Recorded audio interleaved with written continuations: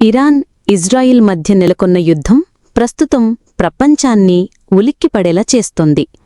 ఇది కేవలం రెండు దేశాల మధ్య ఘర్షణ కాదని, ప్రపంచ ఆర్థిక వ్యవస్థ, అంతర్జాతీయ భద్రతపై విస్తృత ప్రభావం చూపే అవకాశం ఉందని ప్రపంచ దేశాలు ఆందోళన వ్యక్తం చేస్తున్న పరిస్థితి.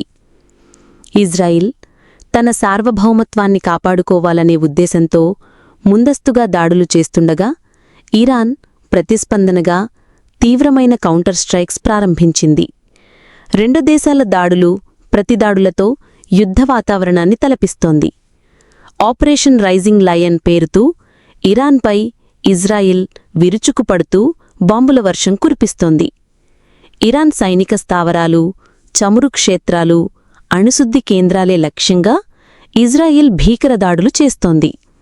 మీడియా హౌస్లపై కూడా బాంబులతో దాడి చేసింది ఇరాన్. అధికారిక టీవీ ఐఆర్ఐఎస్బీ ఛానల్ స్టూడియోపై బాంబులు వేసింది. స్టూడియోలో యాంకర్ లైవ్లో న్యూస్ చదువుతుండగానే హఠాత్తుగా బాంబుల మోతం మోగించింది. దీంతో యాంకర్ లైవ్లో నుంచే హఠాత్తుగా ప్రాణభయంతో అక్కడి నుంచి పరుగులు తీసింది. ప్రస్తుతం ఈ ఘటనకు సంబంధించిన దృశ్యాలు సోషల్ మీడియాలో వైరల్గా మారాయి. ఈ ఘటనతో ఐఆర్ఎస్ఐబీ తన ప్రత్యక్ష ప్రసారాన్ని నిలిపివేసింది.